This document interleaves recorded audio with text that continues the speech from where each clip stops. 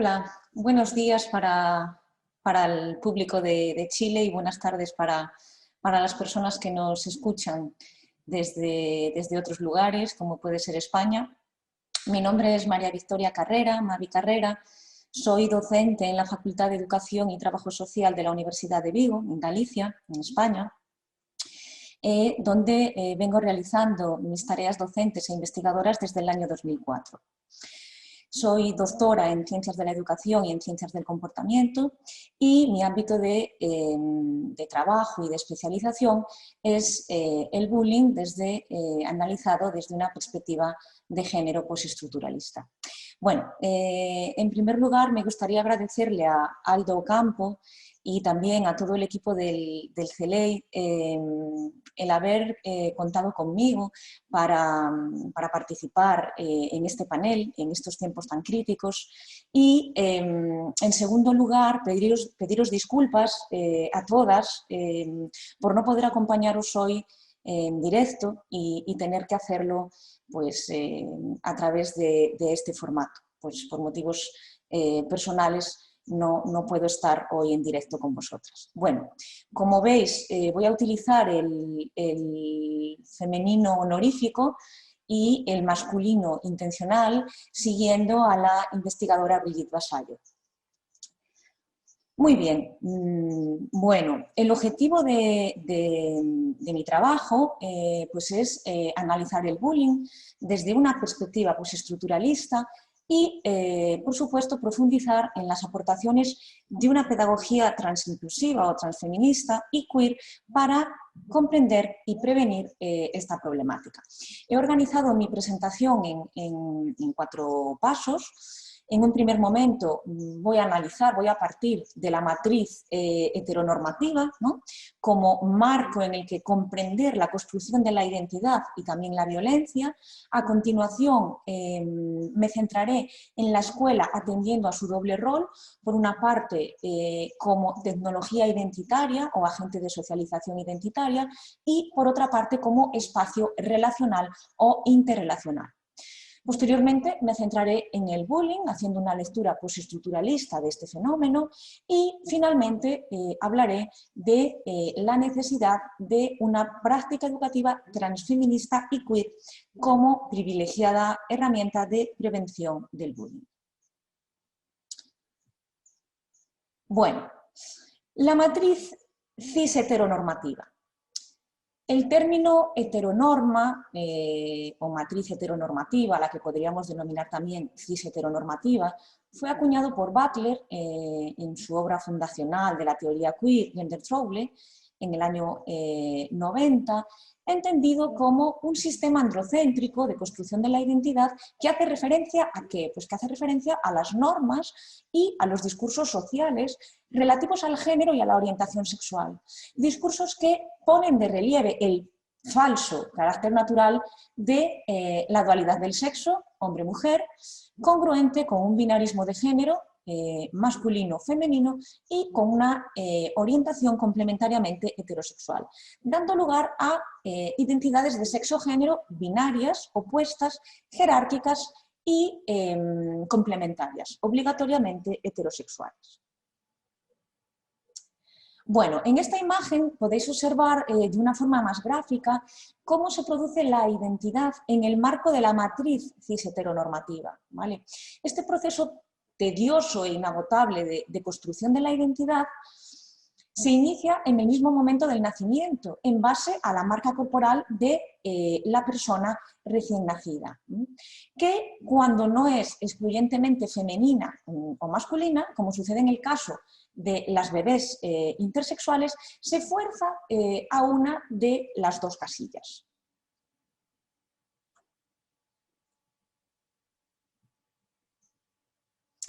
Bueno, como os decía, se fuerza a una de las 2 casillas a través de lo que Anne Fausto Sterling ha denominado en una fantástica metáfora el calzador quirúrgico, que no son más que las modernas técnicas quirúrgicas de estética de genitales.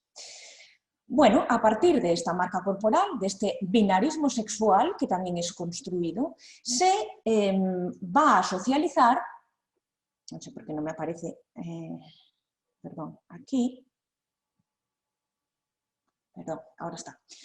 Se nos va a socializar diferencialmente, ¿no? En función de esta marca corporal o de este sexo que nos es asignado, ¿no? A las personas asignadas como mujeres se las va a socializar en la expresividad o feminidad, y a las personas asignadas como varones se las va a socializar en la instrumentalidad y en la masculinidad. Y ambas van a estar socializadas en la heterosexualidad obligatoria. Vale, así dentro de esta matriz, de este triángulo invertido, se generan dos identidades lineales, que diría la teoría queer, inteligibles, que son las mujeres femeninas y heterosexuales y los hombres masculinos y heterosexuales. Y al margen, fuera de los márgenes, ¿no?, de esta matriz, se posicionan aquellos géneros que no tienen inteligibilidad social, ¿vale? Es decir, pues personas que transgreden el binarismo sexual, como pueden ser las personas intersex, personas donde el sexo y el género no son congruentes, como sucedería en las personas cis, por lo tanto en las personas trans, personas queer, ¿no?, ese paraguas que incluiría a toda esa diversidad, personas no binarias, etc. O personas de género flexible, personas que no conforman el género, como podríamos ser cualquiera de nosotras en cualquier momento, o personas que transgreden la heterosexualidad obligatoria. Bien, como vemos, esta matriz heteronormativa se construye sobre dos grandes pilares. Por un lado, el sexismo, porque es verdad que hay dos identidades legítimas que, pues como decía antes, son las mujeres femeninas heterosexuales y los hombres masculinos y heterosexuales, pero siendo legítimas, es decir, siendo inteligibles, las mujeres seguimos todavía subordinadas a los varones, ¿no? Es decir, las mujeres continuamos siendo el segundo sexo, de forma que es cierto que hay dos identidades inteligibles, pero solo una de ellas es la hegemónica. Y además, es el otro pilar que conforma la matriz heteronormativa y sobre el que se construye la identidad, es la homofobia, tal y como señala Sharma, entendida la homofobia como el rechazo hacia las personas que transgreden las normas de género. Bien, si las identidades de sexo-género construidas dentro de los márgenes de la matriz heteronormativa se construyen en base al sexismo y en base al rechazo hacia la diversidad sexual, entonces, y esto es muy importante, la violencia que se deriva de la construcción heteronormativa de estas identidades debe ser comprendida y abordada desde esta doble perspectiva. El término violencia de género, limitado, especialmente en el contexto español, a la violencia que sufren las mujeres cis a manos de los hombres, bien sean parejas o exparejas, resulta simplista y excluyente, relegando a la vulnerabilidad a otros colectivos que también sufren violencia a causa de la norma de género. La sociedad patriarcal, por lo tanto, no solo convierte a la mujer en el segundo sexo, como bien nos decía Simone de Beauvoir, como os decía antes, la mujer cis heteronormativa, ¿no?, es un género inteligible pero nunca hegemónico, sino que también jerarquiza, discrimina y ejerce violencia hacia las otras identidades ininteligibles de género que transgreden el rígido modelo cis heteronormativo, ¿vale? Esto implica reconocer que la violencia contra los seres humanos con la categoría mujer no es distinta que la violencia que sufren los seres humanos al margen de las categorías hegemónicas de género o sin categoría de género. Estas afirmaciones han provocado y provocan en el Estado español cada día más malestar en algunos sectores del feminismo, entre comillas, ¿vale? De todas las reacciones, la más abiertamente hostil y excluyente es la manifestada, como sabéis, por el pequeño sector del feminismo radical transexcluyente. Bueno, vamos a la segunda etapa de la presentación. Una vez que hemos hablado de la matriz cis heteronormativa, tenemos que hablar qué papel juega la escuela, entonces, en esa matriz, en ese proceso de construcción de la identidad, ¿vale? En esta línea, y como os comentaba anteriormente, analizaré el papel de la escuela tanto como agente de socialización o tecnología de género, como diría Teresa de Laurentiis, y también como espacio relacional. Entonces, la escuela, como agente de socialización, construye las identidades de sexo-género a través de múltiples estrategias, ¿no?, que se enmarcan especialmente, aunque no exclusivamente, en el currículum oculto, ¿vale? Aquí incluyo alguna de ellas, pero puede haber más, ¿no? Invisibilización de las aportaciones de las mujeres a la ciencia y a la cultura, exclusión de la historia y aportaciones del movimiento feminista y homosexual, no inclusión de experiencias sistemáticas de educación sexual,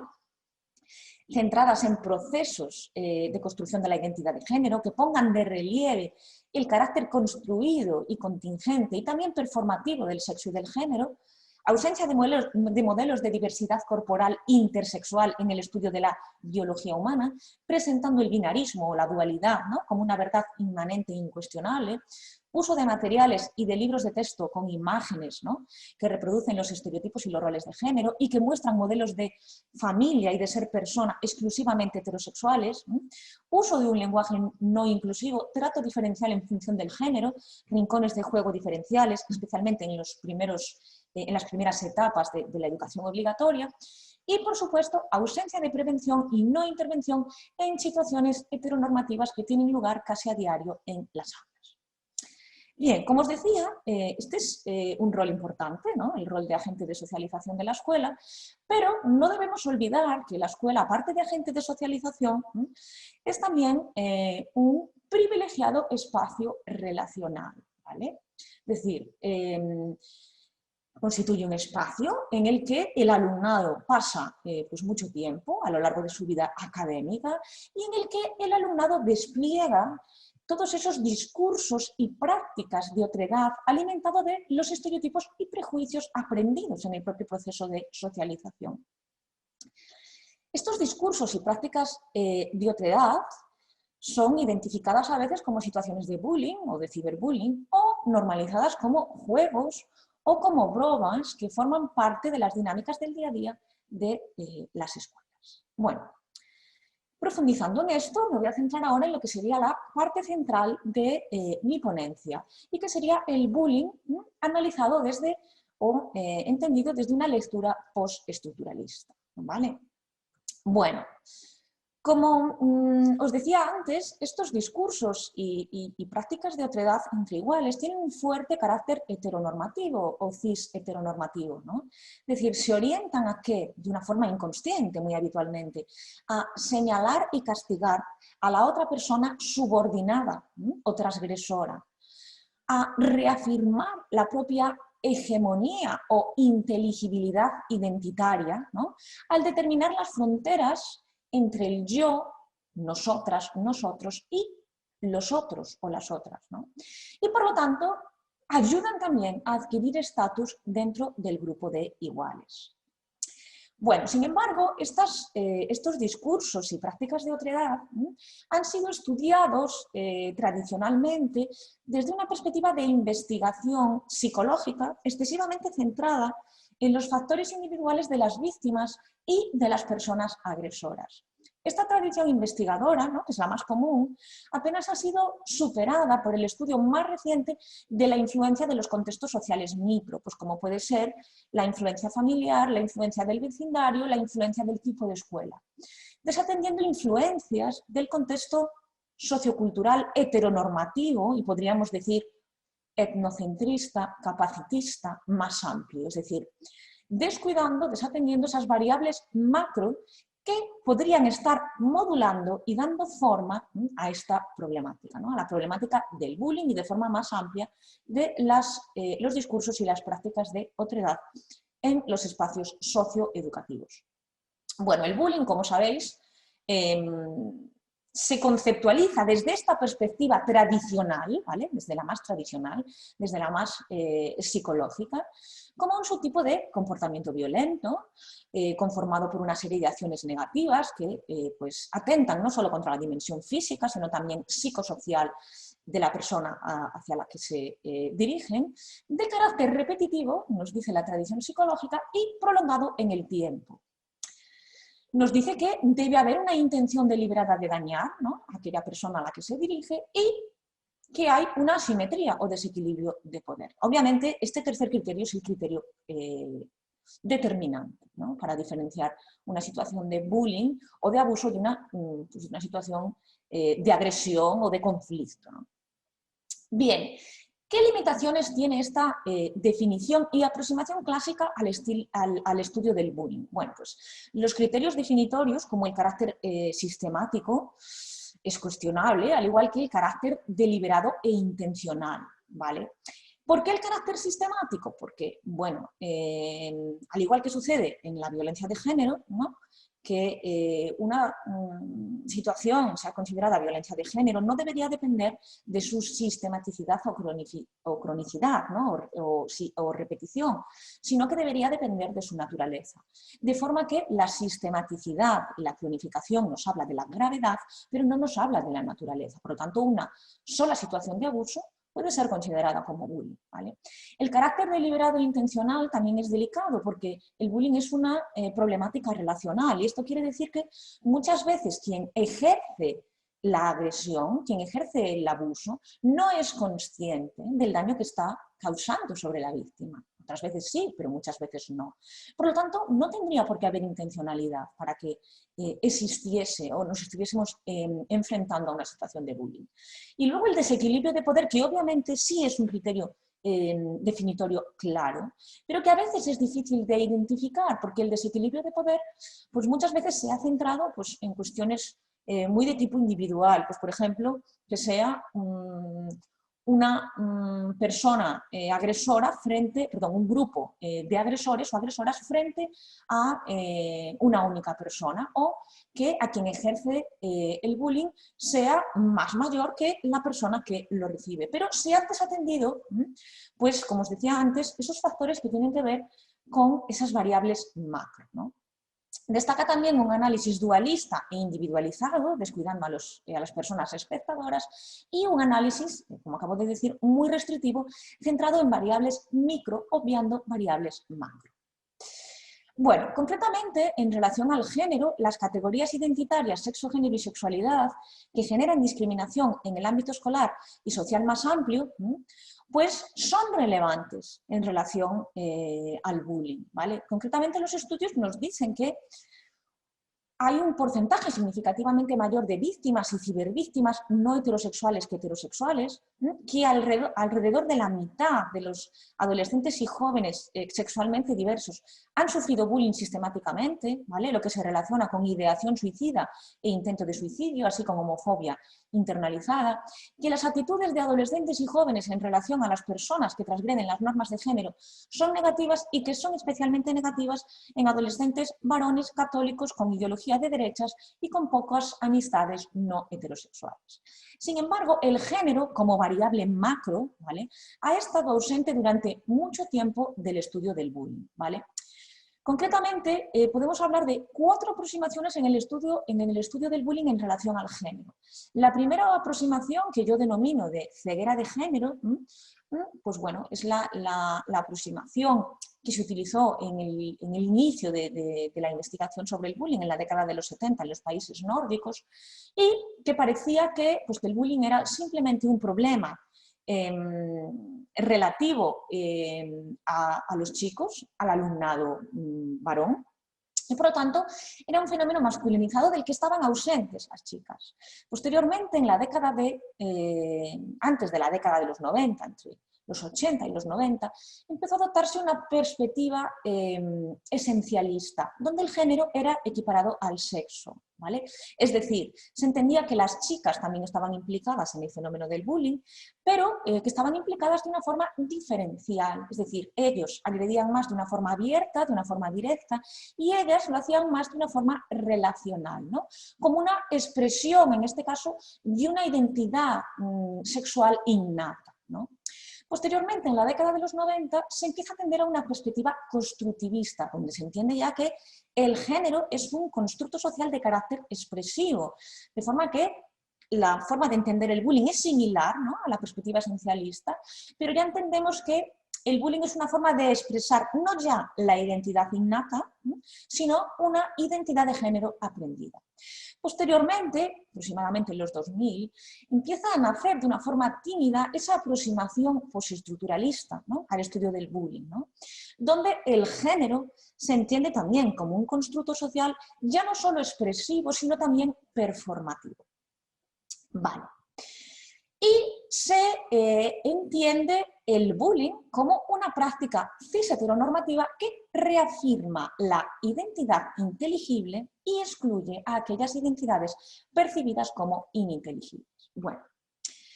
en relación a la aproximación postestructuralista del estudio del bullying, es necesario profundizar en el concepto de performatividad, ¿vale? Es decir, así, ¿no?, el proceso de construcción de la identidad que vimos anteriormente en esa matriz heteronormativa y los discursos y prácticas de otredad entre iguales, incluido el bullying, deben ser analizados de una forma interrelacionada, ¿vale?, y comprendidos en el marco de su carácter performativo, ¿vale? Entonces, la teoría queer nos dice que el género tiene un carácter performativo. ¿Qué quiere decir esto? Pues quiere decir que el género, esto seguramente ya lo sabéis, ¿no?, consiste en hacer o performar, ¿no?, las normas culturales, ¿no?, y de género socialmente construidas que nos interpelan, que nos llaman a la expresión reiterada de formas inteligibles de género, dentro de un marco cis-heteronormativo muy rígido, creando así la ilusión, ¿no?, de un yo interior verdadero, ¿no?, naturalizado. Por lo tanto, este proceso performativo consiste, por una parte, en imitar y repetir las normas culturales de género y además, y esto es clave, en llevar a cabo una serie de actos de exclusión y violencia, ¿vale? Vale, estos actos de exclusión y violencia se dirigen, por una parte, hacia una misma, pero también hacia las demás personas, es decir, son actos de autoexclusión y autoviolencia de aquellas partes propias que no son congruentes con esas rígidas normas de género y de la heteroexclusión o exclusión y ejercicio de la violencia hacia aquellas otras personas que no se adaptan a las normas de género, ¿no?, o, si hablamos del carácter etnocéntrico o capacitista de la matriz heteronormativa, es también de aquellas personas que pertenecen a grupos étnicos o culturales minoritarios o que presentan una diversidad funcional distinta de la normativa. Bueno, pero presentar la performatividad solo como esto, ¿no?, sería estar sesgando lo que realmente es la performatividad. Porque si bien es cierto que la norma de género nos influye, ¿no?, en la configuración de nuestra identidad, esto no quiere decir que nos determine, es decir, existe capacidad para la transgresión de la norma. Y esta capacidad es inconsciente y es consciente. Afortunadamente hay agencia, hay capacidad de romper la norma, ¿no? Es decir, el carácter performativo del género se relaciona también y viene dado por la subversión de las normas culturales, ¿no?, inteligibles de género. ¿A través de qué? Pues a través, por una parte, de las propias fisuras que configuran este proceso de imitación, repetición y exclusión, de tanto repetir la norma es desplazada y, bueno, también a través de una agencia consciente de ruptura de la norma. Bien, los trabajos llevados a cabo en relación al bullying desde esta perspectiva, en los que yo vengo trabajando desde el año 2008, ¿no?, con mi primera tesis doctoral, ¿no?, ponen de relieve que el alumnado más instrumental adopta más significativamente discursos y prácticas de otredad cis-heteronormativos, mientras que el alumnado más expresivo, aquel que se identifica más con rasgos que tradicionalmente se relacionan con la feminidad, adopta más significativamente discursos y prácticas inclusivos, ¿no? Estos trabajos y otros visibilizan el carácter central de las variables cis-heteronormativas y también etnocentristas en la génesis del bullying, identifican una relación estrecha entre la cis-heteronorma y el etnocentrismo, así como su vinculación con las prácticas de otredad, hacia las personas que subvierten la inteligibilidad de género y o que pertenecen a grupos étnicos minoritarios, operando de esta forma conjuntamente con una matriz de odio y violencia. Y destacan el riesgo de que la categoría bullying esté silenciando la cruda realidad cis-heterosexista y etnocéntrica en las escuelas, al invisibilizar las motivaciones que subyacen a estas prácticas, ¿vale? Ponen de relieve, por lo tanto, que el bullying, ¿vale?, las prácticas de otredad, lo que pretenden es marcar la diferencia entre lo normal, el yo, y lo anormal, los otros, ¿vale? Son, por lo tanto, prácticas de control heteronormativa, etnocentrista, capacitista, ¿no?, y que ponen de relieve que ser diferente en cualquier sentido, ¿vale?, en una sociedad, y esto es lo clave, porque si no estaríamos poniendo el foco en la víctima, y el foco se debe poner en la exclusión, ¿vale? En una sociedad heteronormativa, racista, xenófoba y capacitista, podría construir un potente factor de riesgo para colocarse en el punto de mira. Tristes sucesos dentro y fuera del Estado español evidencian el carácter generalizado del bullying y del ciberbullying. Aquí os dejo algunas de ellas, en las que podéis profundizar, si queréis, en la red, pues, bueno, para conocer las tristes historias que hay detrás. Bueno, ya para ir terminando y no alargarme más de los 30 minutos que tenemos disponibles, pues voy a hablar de la necesidad de una práctica educativa transfeminista y queer, ¿no?, como privilegiada herramienta de prevención del bullying. Bueno, como hemos visto, el bullying solo puede ser comprendido y solo puede ser prevenido desde una perspectiva de género postestructuralista y, por lo tanto, desde una pedagogía transfeminista, intercultural, crítica y queer, ¿vale? Por lo tanto, esta práctica educativa se contextualiza filosóficamente en la teoría queer, ¿vale?, que denuncia la violencia generada por la cis-heteronorma y las consecuencias que ésta provoca en las mujeres y en las identidades sexuales y otras categorías identitarias subalternas, ¿no? Interroga las prácticas pedagógicas de la normalización, prestando atención a las exclusiones que éstas generan, ¿no?, al negar o al alienar, ¿no?, la autodeterminación de las personas y de los pueblos para nombrar su identidad, al erigir la cisexualidad, la heterosexualidad, la blanquitud y la cultura occidental como centro y norma, ¿no?, de todas las cosas, y se orienta a promocionar la construcción de otros espacios alternativos de identificación y vivenciación del deseo, posibilitando, por lo tanto, otras formas de vida a través de la flexibilización de las fronteras entre lo que se ha considerado inteligible e ininteligible, abyecto o monstruoso. Vale, el contexto pedagógico de esta práctica educativa pues, se solaparía, ¿no?, estaría a caballo entre un paradigma educativo posmoderno y sociocrítico, aunque a veces pueda chocar, ¿no?, la confluencia de estos dos paradigmas. Posmoderno, ¿por qué? Porque hace una crítica a la escuela moderna por estar al servicio de los aparatos del poder, ¿no?, porque critica el currículum escolar y nos dice que este no está organizado para eliminar las desigualdades, ¿no?, sino para legitimarlas y regularlas, ignorando las diferencias de clase, etnia o género, ¿no?, o supeditándolas a los imperativos de una historia y de una cultura lineal. Y sociocrítico, ¿no?, porque es una práctica educativa que se orienta necesariamente a la humanización del alumnado. Su fin último, como diría Paulo Freire, es la utopía o la transformación de la realidad, ¿no? Así, la utopía posible de Freire constituye un espacio privilegiado para el desarrollo de una verdadera pedagogía queer, ¿vale? Es una pedagogía que se orienta, ¿no?, cuyo objetivo es transitar del statu quo al statu queer, como diría Eric Rose, ¿vale?, romper la imposición de una identidad unitaria fija y congruente, ¿no?, que, como destaca Butler, constituye el lecho sobre el que se erige la violencia y la exclusión de las identidades que son percibidas como ininteligibles, abyectas o amenazantes para la coherencia del sujeto, y lo que pretende es pensar el mundo más allá de los binarismos.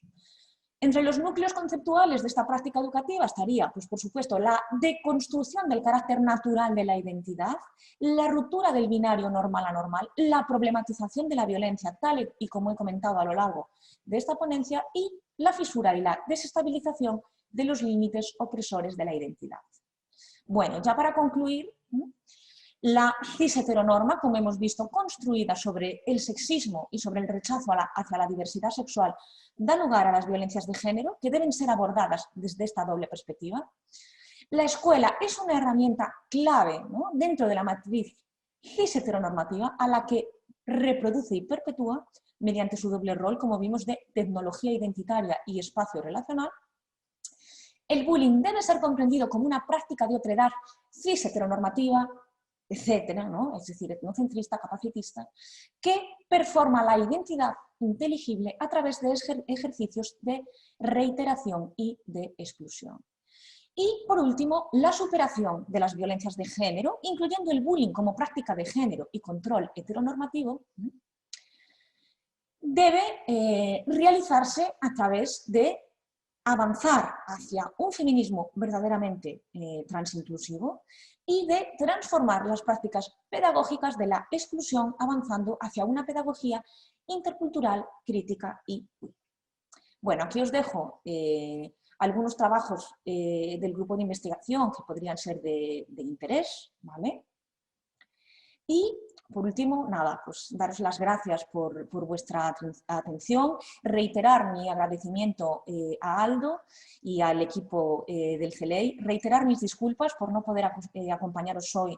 pues, en directo y, bueno, os dejo aquí mi correo, mavicarrera@ubigo.es, para que, por favor, os agradecería mucho que me dieseis un feedback de esta ponencia y que me formularais, pues bueno, todas las dudas que os surjan o todas las ideas, ¿no? Que os parezcan relevantes en relación a esta ponencia. Nada más, muchísimas gracias por vuestra atención y espero que pronto pues bueno, nos podamos ver pues, en directo o incluso, ojalá, de una forma presencial. Muchas gracias a todas por vuestra atención.